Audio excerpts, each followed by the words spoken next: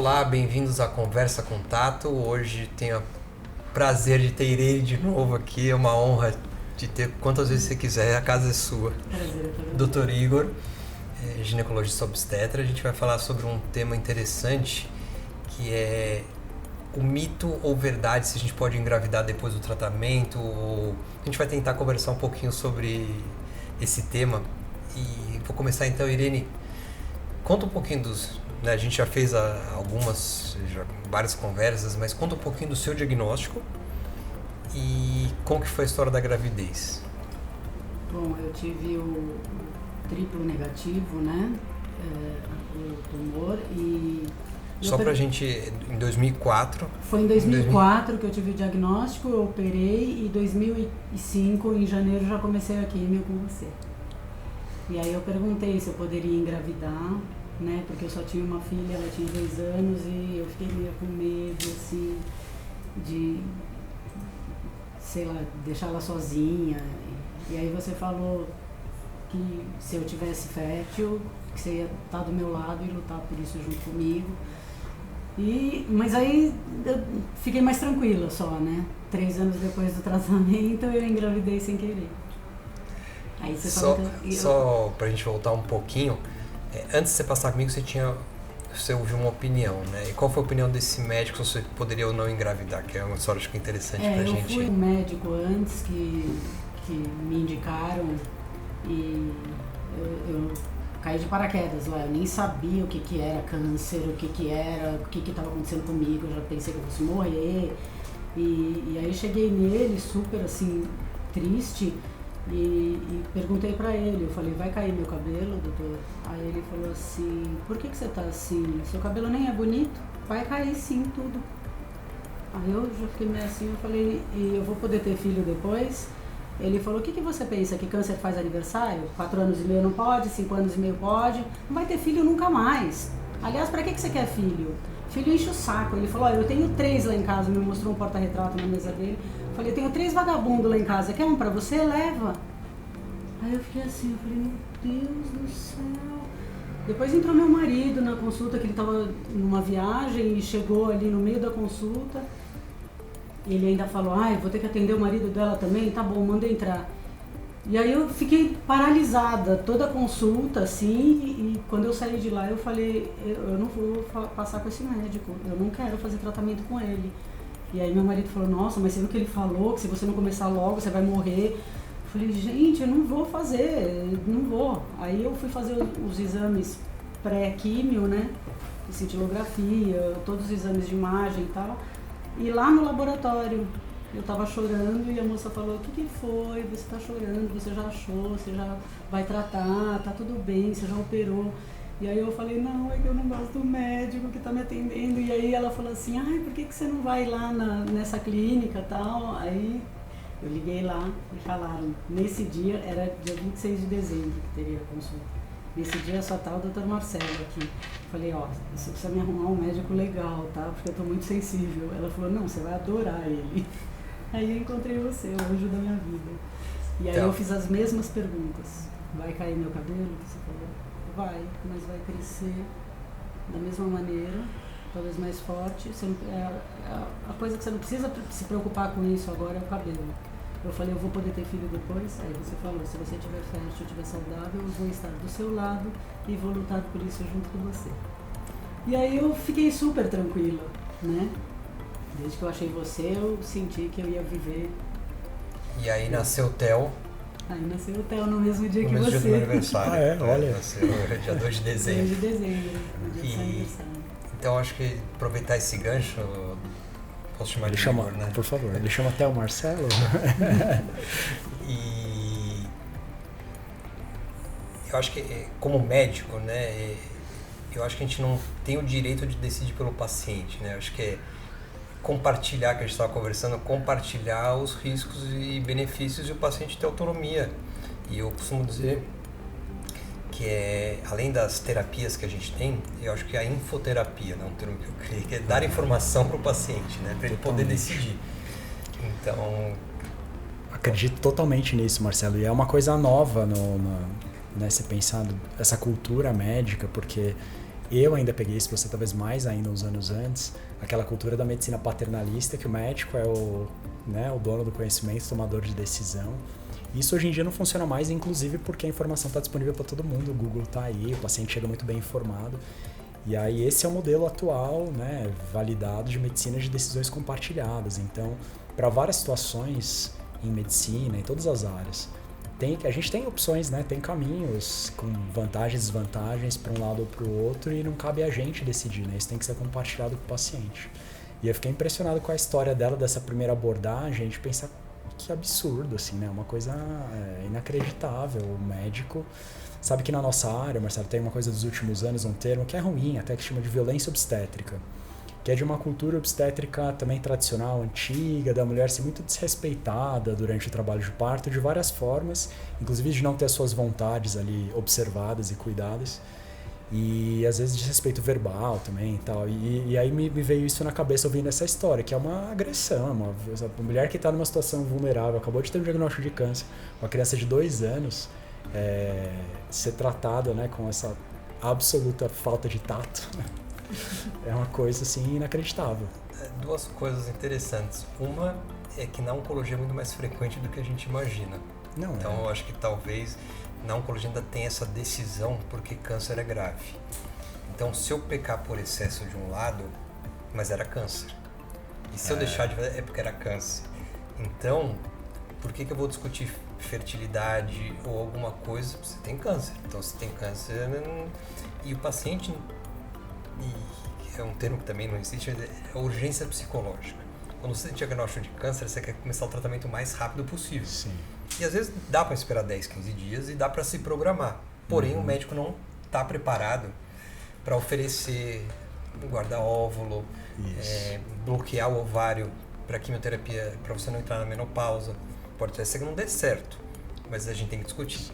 Então, a gente está discutindo quem que pode engravidar, quem que não pode. Depende muito do tumor, da característica, do tamanho. Independente do que for, o paciente tem direito a escolher. Sim. Inclusive de não tratar. A gente não aceitava o paciente, não vou tratar. Não, um direito. Você dá a informação e o paciente define. É interessante. E outra coisa que agora que você está falando da violência obstétrica, eu lembro que eu sempre quis fazer clínica, mas eu sempre achei que eu devia aprender todas as áreas. Então eu fiz 2 maternidades no 5º e no 6º ano. Que legal. Fiz acho que mais de 90 partos durante a minha formação. E uma coisa que me chamou muita atenção foi a agressividade dos médicos. Dos profissionais, não só do médico, da enfermeira, da equipe que está lá. E uma das coisas que me marcou foi assim, paciente com dor para dilatar, e aí a pessoa falava para ela, mas na hora de fazer você não reclamou, né? Eu ficava olhando, sabe, uma coisa totalmente sem nexo. Acontece, né? Então, igual isso, a filha não dá, quer levar o meu, que absurdo. Então, vamos criar a violência oncológica agora. Então, Irene, veio o TEL, você não programou, né? Pelo que... Talvez, é isso que eu queria entender.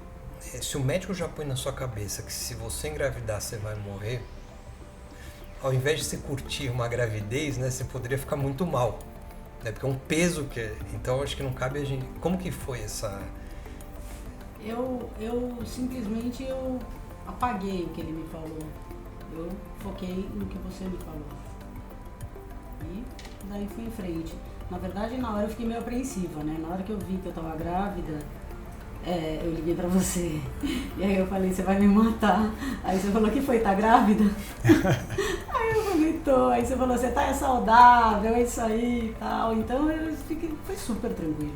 Super tranquilo. Como a primeira gravidez também, não tive nada de anormal. Aliás, na primeira gravidez eu enjoei super, e nessa não. E você amamentou, né? Amamentei. Na mama operada, né? Perguntei pra você também. Eu falei, tem leite na mama que eu operei. Porque eu tirei 1/4 da mama só, fiz quadrantectomia. Então, aí tava com leite, aí eu falei, tem leite na mama, eu posso amamentar? E você falou, claro que pode. E aí eu amamentei. Só que a mama operada, ela secou antes. E eu precisava fazer mamografia. Então, quando ela secou, eu deixei e só continuei dando da outra. E aí eu fiz mamografia depois. Também eu amamentei ele 6 meses. A primeira filha eu acho que eu amamentei 1 ano, mas ele foi 6 meses porque eu precisava que secasse mesmo para eu poder fazer a mamografia no tempo que estava de 6 em 6 meses, né? Também não vamos correr risco, né? E o seu câncer, né, que a gente estava conversando, ele é o triplo negativo. Aquele que não precisa de hormônio para crescer, ele cresce sozinho. Então, a gravidez até gera menos conflitos, né? Não tem tanto conflito porque tem uma dúvida e ninguém sabe, a real, se a gravidez protege ou se ela piora. Mas como a gravidez é natural e você não fez fertilização, quer dizer, não é que a gente estimulou o seu ovário, foi natural. Então, a gente acaba considerando que o risco-benefício é igual a uma população em geral, mesmo se o paciente for hormônio sensível, né? Não é uma contraindicação. É contraindicação algum procedimento mais agressivo, mas mesmo assim compartilhado. Mas a gravidez natural não tem, independente do grau ou do tipo de câncer. E você não precisou tomar hormonioterapia por 5 anos, que também é uma diferença. Porque tem alguns remédios que são teratogênicos. Então, a quimioterapia pode ser teratogênica, mas a gente usa a quimioterapia na gravidez. Então, eu já tratei algumas pacientes na gravidez com drogas que são seguras.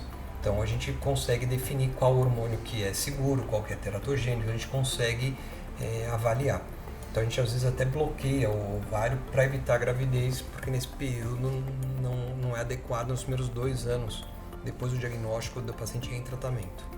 Pelo risco mesmo hormônio sensível do hormônio, um deles que a gente usa, ser teratogênico. Mas de qualquer maneira não é uma contraindicação. E eu lembro da época de residência. Eu depois, no consultório, graças a Deus, nunca tive, porque não é tão comum. Mas eu lembro na época da residência tinha um setor do ambulatório de obstetrícia do HC, de doenças ginecológicas, e tinha lá algumas mulheres com câncer de mama na gravidez. E que então precisavam de tratamento ainda durante a gestação. Nas clínicas, quando eu fiz residência, a gente... eu vou contar um segredo para vocês que ninguém vai escutar, e a Flávia Missou, a gente passou por isso. A Flávia passou por tratamento de câncer, a gente não podia mais ter filho, e a gente optou por fazer barriga de aluguel, que no Brasil é proibido. A gente foi na Índia, a gente fez todo o processo lá. Um dia vai ter um podcast só sobre a nossa história, que é interessante.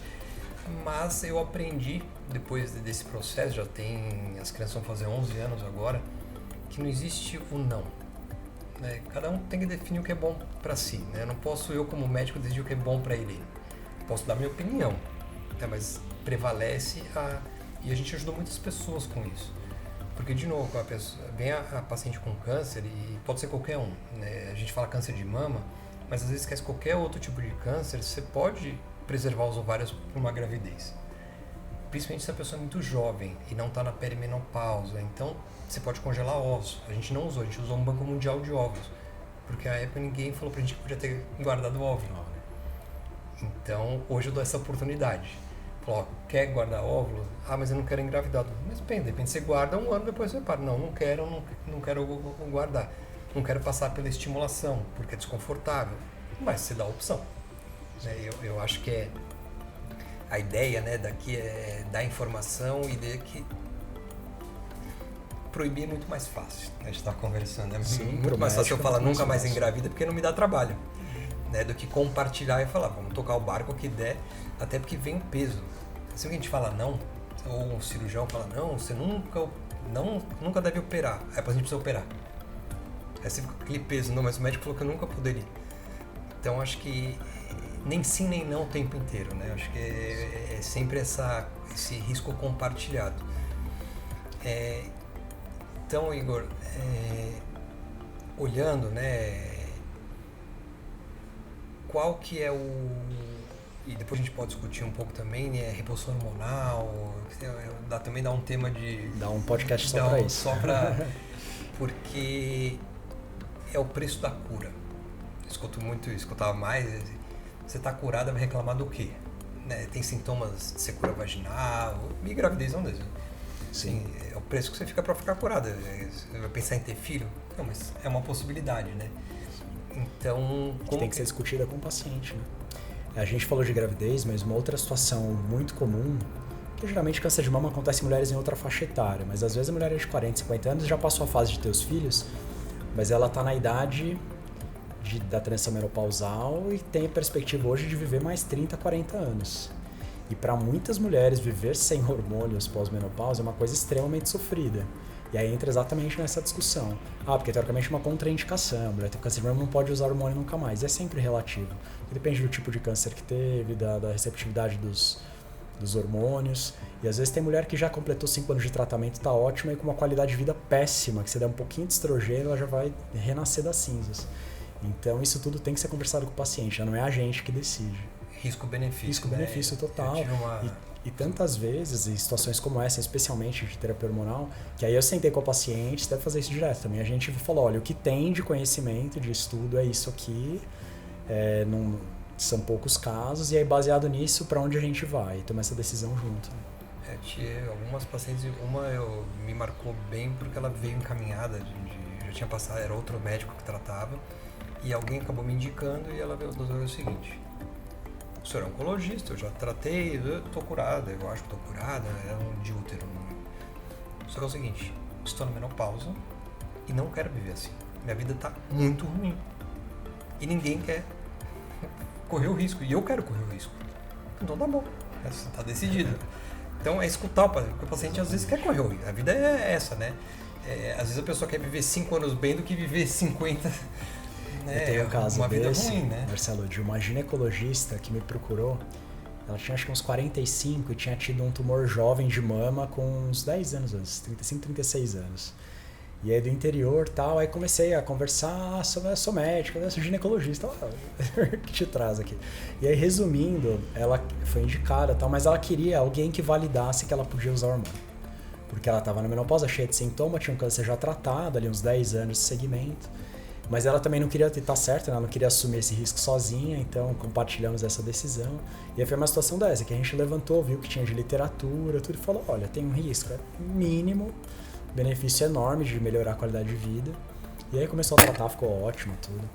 Então é isso que a gente tem que fazer, né? Cada caso tem que ser olhado, não só do ponto de vista técnico, mas o que é importante para aquela pessoa, quais são, né, os valores, aquilo que para ela é mais...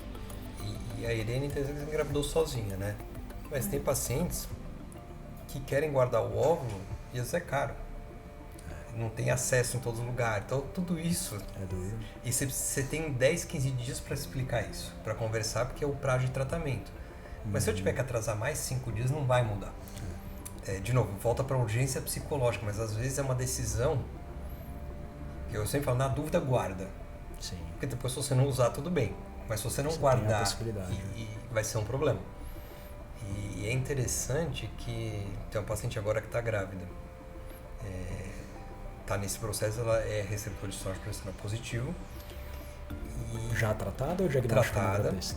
Eu bloqueei ela, né, durante a química, ela queria engravidar, quase perimenopausa, já tinha 42, e ela, eu quero guardar porque eu quero, e eu quero bloquear.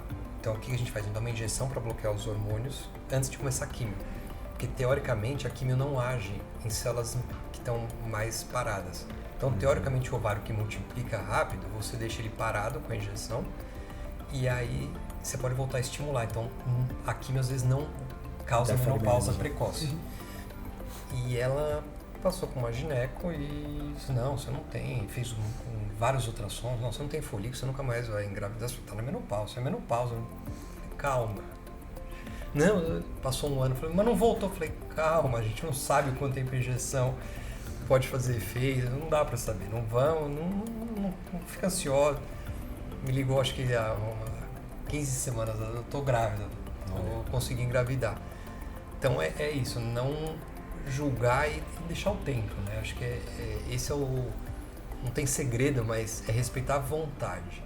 Então tem gente que já falou o seguinte, eu não quero ter filho, eu quero adotar, eu quero fazer... Então assim, eu vejo isso pessoalmente, ninguém me dá opção. A gente acabou chegando no caminho porque a gente chegou, senão... Mas eu ia falar isso, Marcelo, é discutir as opções, porque às vezes, dependendo do tipo de tumor, do que for, pode ser realmente complicado a mulher passar pelo processo de congelar óvulo. Mas alguém tem que conversar isso com ela, de quais são os riscos, conversar, explicar que, tudo bem, se um dia ela quiser engravidar e não tiver óvulo próprio, ela pode usar um óvulo de doador, e algumas vão aceitar isso bem, outras não, por questões pessoais, filosóficas, religiosas. Então é papel do médico falar isso, né? E eu não atuo diretamente nessa área de reprodução assistida, mas vejo os colegas e nos congressos do Falando muito de que, assim, um esforço de educar os oncologistas nesse sentido, de que é uma coisa que tem que estar no script ali da consulta da mulher que faz o diagnóstico e vai começar um tratamento. Como é que fica a questão de fertilidade, né? Então aí volta um pouquinho até para tato, né? Que é um defeito nosso, que a gente acaba virando muito mais quimioterapeuta do que oncologista. Então nosso foco é o tratamento e não o paciente. Então não converso. Eu tenho um câncer de mama é quimioterapia. Só que não é um câncer de mama, é uma pessoa que tem o câncer de mama e que tem toda a história. E aí sim dá as opções. E a estimulação dói, é desconfortável, tudo isso tem que ser conversado. Também não é tão simples. E não é garantido que vai guardar. Então, mas é isso, é compartilhar riscos e benefícios e o paciente poder tomar decisão, né? Eu acho que a gente assumiu muito essa responsabilidade durante muitos anos de querer assumir uma responsabilidade que não é nossa. E o paciente brasileiro ainda tem essa mentalidade. Tem um pouco essa cultura. Pô, doutor, mas eu vim aqui para ouvir o que o senhor, o que eu acho não importa. Eu falei, não importa. Eu posso te dar informação. Eu não posso resolver porque não sou eu. Mas é um perfil também que eu acho que a gente, como médico, tem que também reconhecer, porque tem um paciente que vai ouvir e tudo falar, tá bom, mas o que você acha? Né? Que para ele é importante aquela sua validação final. Mas para outros menos, mas tem que dar, exatamente. Mas eu falo minha opinião. Ou então, o que eu faria, que às vezes perguntam, mas o que você faria se fosse você? E aí você junto com... E assim, a experiência também, a gente começa a sentir o tato, conversando, é isso. Qual paciente tem condição emocional ou não? Então você começa a sentir, né? Na primeira consulta, com certeza não. Você falou, né, Irene? Na primeira consulta ele já te... Não. Né, ele falou... Aí você ainda teve um suporte, mas imagina você... O engraçado é que quando entrou meu marido, que ele chegou da estrada, ele estava vindo de Campinas, de uma reunião. E ele falou, chegou o marido dela, não aguento nem olhar mais para ela já, vou ter que explicar tudo de novo para atendente. Secretária. Aí quando ele entrou, ele mudou completamente a oratória, assim, sabe? Ele começou a falar, não, olha, eu estava explicando para sua esposa. Aí eu fiquei assim, né? Ele não te conhecia, assim, né? Ele achou que você... olhando pro meu marido, olhando pra ele, falando, não é possível, entendeu? Que o cara vai me fazer passar de louca, né? Porque eu vou contar pro meu marido e ele vai falar, imagina, o cara foi super doce, né? E aí, não, mas... Encontrar você foi a melhor coisa que aconteceu na minha vida. Eu cheguei a tomar uma vez o bloqueador, né? Aí depois eu falei, não quero mais. Mas é porque eu gosto das coisas meio... Eu acho que eu prefiro a coisa ser natural. Eu já estava tomando quimioterapia e fiz a rádio com seu pai também, né? Homenagem ao Dr. Salim. E aí eu não quis... Vocês estavam falando de menopausa. Eu já entrei na menopausa, eu estou com 53. Aí eu tenho uns calores, assim, mas eu nunca optei por tomar nada porque, apesar do meu ser negativo, eu nem quero tomar hormônio nem nada, entendeu? É uma coisa minha, não sei, acho que não precisa. Então, é que na verdade também não pode virar moda, né? Repor todo mundo. Sim, então eu costumo... Um jeito fácil de explicar para o paciente, vamos dividir em 3 porções. 1/3 das mulheres, que a menopausa nada mais é do que viver depois de menstruar. Como a gente morria cedo, vivia pouco, então o período da menopausa era muito pequeno. Então as mulheres não reclamavam porque era um pequeno tempo de vida que vivia na menopausa. Com o aumento da sobrevida, as pessoas estão vivendo até 90 anos, já é quase metade da vida na menopausa. Mas 1/3, matemática, coisa simples, é para entender, 1/3 não vai ter sintoma nenhum e não vai se beneficiar da repulsão hormonal e talvez corra risco de várias doenças, não só do câncer, mas com você que não sente nada. Não, eu sinto um calorzinho de vez em quando. Então, assim. mas não incomoda. 1/3, o segundo terço, vão ter sintomas, mas não tão graves. Então, tolera um pouquinho, tô com um pouco de insônia, aí eu consigo fazer acupuntura, consigo dar um antidepressivo. Então, mesmo para mulheres com câncer de mama que não podem fazer reposição por doença ativa ou por doença muito avançada, tem estudos com gabapentina, com antidepressivo, que melhora muito ondas de calor. Então, entendeu a mioplástica secura vaginal? Tem laser hoje. Tem várias opções locais Então também não preciso repor nesse grupo em todas as pacientes. Mas tem um grupo que vai ter muito sintoma e perde muito qualidade de vida. Então para esse grupo eu preciso repor. Entendeu? Então não é toda mulher que entra na menopausa que a vida acabou. Uma das que a gente conversou nos outros podcasts é não ter libido, que é o desejo de ter relação sexual, não necessariamente é não ter prazer. Porque você pode não ter a vontade de ter relação, mas assim que começa a ter, como você não tem secura vaginal, que a gente conseguiu resolver o resto, você tem prazer. Isso é chamado desejo responsivo em sexualidade, que é isso. Eles não têm espontaneamente, mas a relação é legal, tem prazer. Tudo. Então também não preciso... Mulher, isso dá trabalho. Eu costumo dizer que a gente não tem pílula milagrosa, né? As pessoas querem pílula do milagre. Exatamente. Doutor, eu quero jogar tênis igual minha vizinha, ela repõe, ela é ótima. Aí eu fico olhando, eu falei, mas o que está acontecendo, né? Quer dizer, tem alguns remédios que melhoram a libido. Ela falou, não, porque eu quero repor esse remédio, porque minha amiga está tomando, ela joga tênis, e ela é campeã, essa paciente é campeã de tênis do clube. Eu falei, mas o que está te faltando? Não, eu queria ter mais força muscular, eu quero... Eu falei, mas ele é bom para libido. Você tem problema de libido? Ele falou, eu odeio meu marido. Eu falei, então você precisa de um advogado, você precisa de um médico. Então vira muita coisa da moda e fica pouca... É muito mais fácil medicar porque dá trabalho. Eu fiquei quase 1h30 explicando para ela que ela não precisaria de um remédio, ela precisa de terapia, ela precisa de outra coisa, mas que não é o remédio. Como eu não tenho esse tempo, eu dou remédio para todo mundo. Sim, é mais fácil que explicar. Eu acho que também tem muita moda, esse mundo muito imediatista que quer que medique para tudo. Aí volta o risco, quer dizer, para você poder ter um risco compartilhado, você precisa ter tempo. Sim. Você precisa ter tempo para conversar, você precisa ter tempo para atender. Então uma consulta de 10 minutos, eu já fico assim, vai que eu pergunte que ela tem problema, aí se ela falar, aí acabou minha vida. Então nem pergunto, né? Porque eu não pergunto. Então tem muitas pacientes que às vezes vem uma segunda opinião, falam, mas tem secura vaginal? Ela fica olhando, mas que é uma pergunta de extraterrestre, né? Falou, nossa, ninguém me perguntou. Eu falei, mas o remédio pode dar. Às vezes a gente pode, inclusive, fazer o hormônio local, que não tem impacto nenhum. Aí fica, sério? Não. E a qualidade de vida. Às vezes por infecção urinária, não precisa nem para ter relação. Às vezes a secura atrapalha várias coisas, inclusive infecção de repetição. Então volta tudo, você precisa ter tempo para... Né? Acho que você precisa atender, você precisa ser médico, né? Eu acho que é isso que... E muitos problemas são psicológicos, na verdade. Então é relacionamento de família, né? Ele pode contar melhor aqui.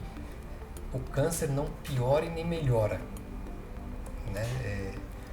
Você não vai gostar de alguém porque você teve câncer, né? Você não vai...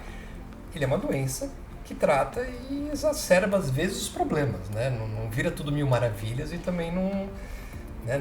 Não é um divisor de... Não, eu tive câncer, agora eu tenho que aceitar tudo. Eu vou aceitar um marido abusivo, a gente até fez um podcast sobre abuso moral durante o tratamento e pós-tratamento. E a paciente, que é juíza, ela falou, mas às vezes o câncer vem para começar a nossa vida boa. Porque eu percebo como meu marido era e falo, opa, chega, não vou tolerar mais. Então tem os dois lados, né? Mas tudo vai voltar o tempo que o médico vai se dedicar. Gente, foi maravilhoso. A gente vai fazer um podcast só sobre prevenção e reposição, que eu acho que é um assunto, né? A gente marcou para falar de gestação, a gente conseguiu abordar muita coisa. Foi um prazer enorme. Obrigado, Igor, pela Obrigado, Marcelo, presença. pelo convite. Irene, minha amiga de coração. E queria encerrar dizendo que é contato e compaixão que a gente faz isso, e acho que é isso que move a gente aqui. Obrigado, gente. Adorei, muito obrigado. Obrigada por você.